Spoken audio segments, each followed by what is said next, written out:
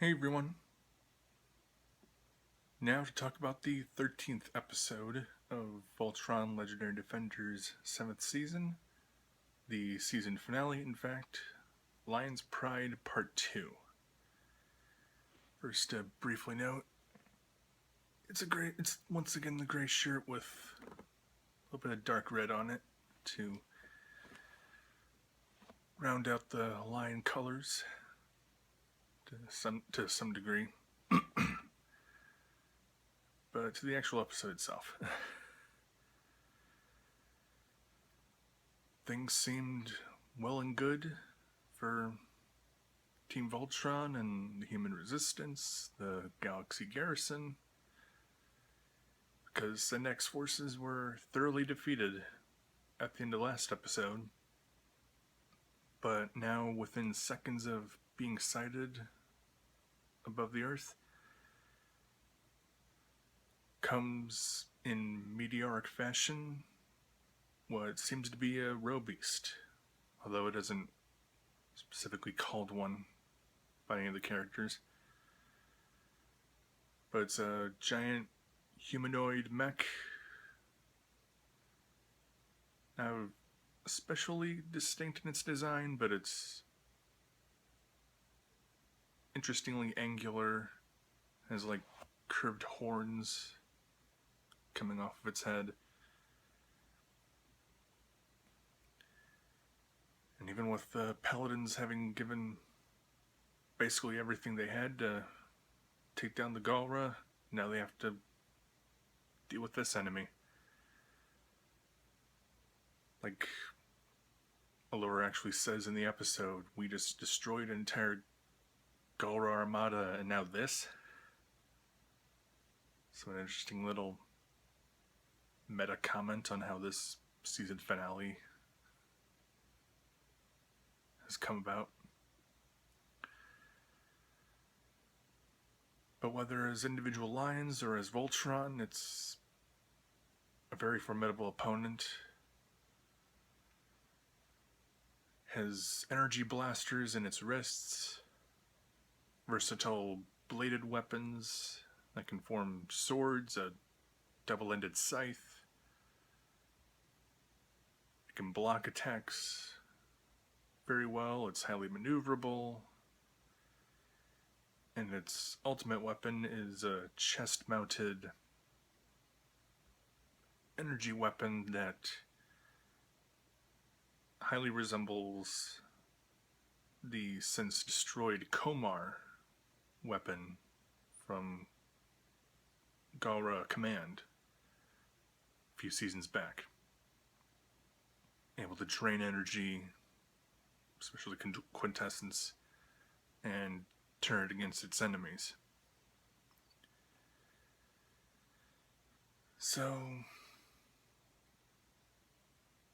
actually, most of this episode is the fight scene against this sudden enemy mech. And some interesting stuff, although it's obviously quite sudden. Kind of a stark kind of landscape between the setting and the roe-beast itself. Overall, the desert area near the Galaxy Garrison base, and the thing's color scheme is overall just white with gray around the joints and bright purple little energy lines around overall the upper half.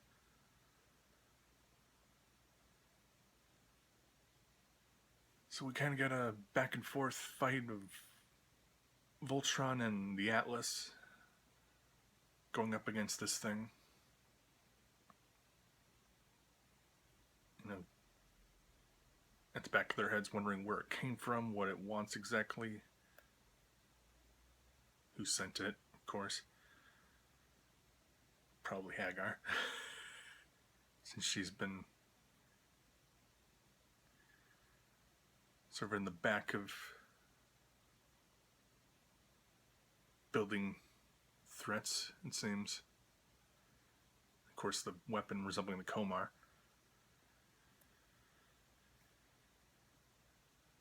But yeah, it's kind of like if a Deus Machina can work against the heroes, that's kind of what this is. At least with the plotting and pacing of this season. But we do get kind of a good Deus Machina. Soon into the episode, when even Shiro wasn't sure what happened, but I'm guessing it's some kind of connections through the Castle of Lions crystal and the Altean technology that helped build the Atlas, but it can actually form a humanoid, like, mech battle mode. This, I'm not sure how big, like, mile-long spacecraft can transform and helps even the odds somewhat against this sun enemy. A roll with brute strength and some energy attacks. And the design is cool, very bulky, proportionally small head, and actually moves very slowly compared to robots like Voltron. So I like that difference.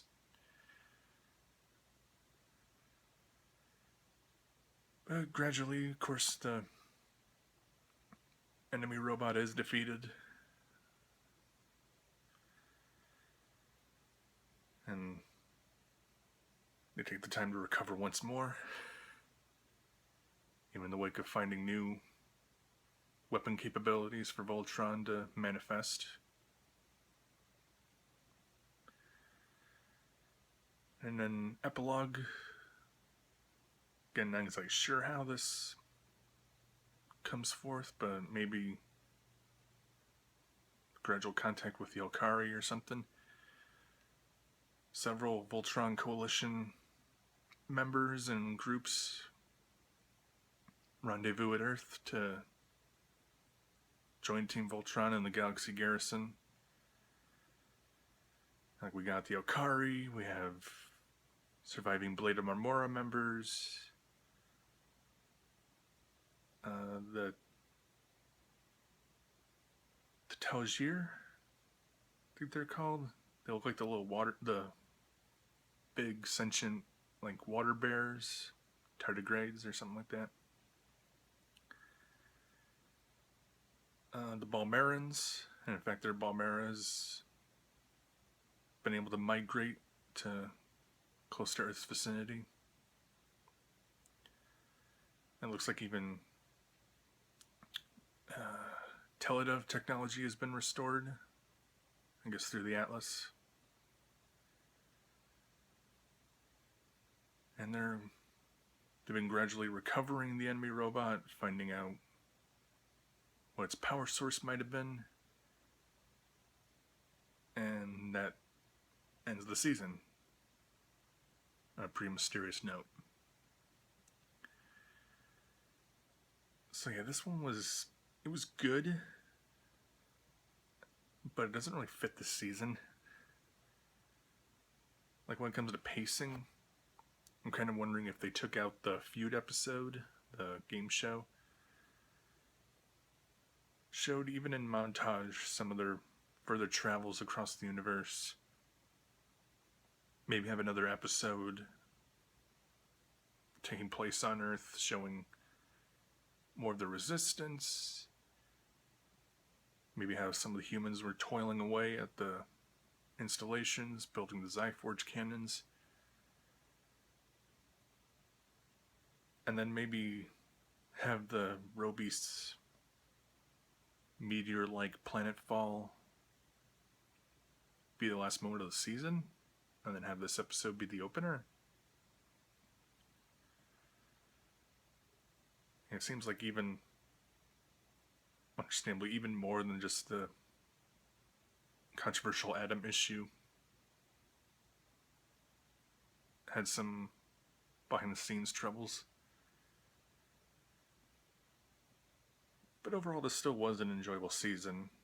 Of course, the production value, the cast performances, overall the writing and stuff, it's still of good quality. Just that it was kind of a mixed bag when kind of looking at it all together.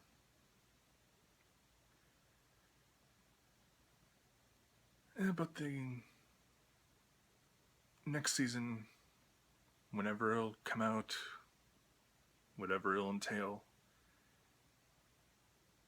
and maybe if there are updates and stuff already online, I haven't looked at them. There's still promise there. Especially since with the last moment of this season and of course some of the other stuff surrounding that Real Beast or whatever does point back to some of the stuff from recent seasons that kind of got pushed aside for this one.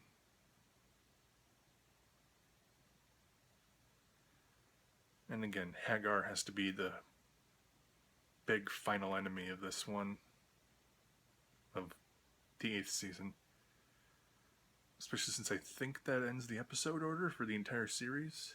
I think they said 12 episodes. Not 12, 78 episodes. So 13 more, and that might mark the end of the series. So maybe we're in the final stretch.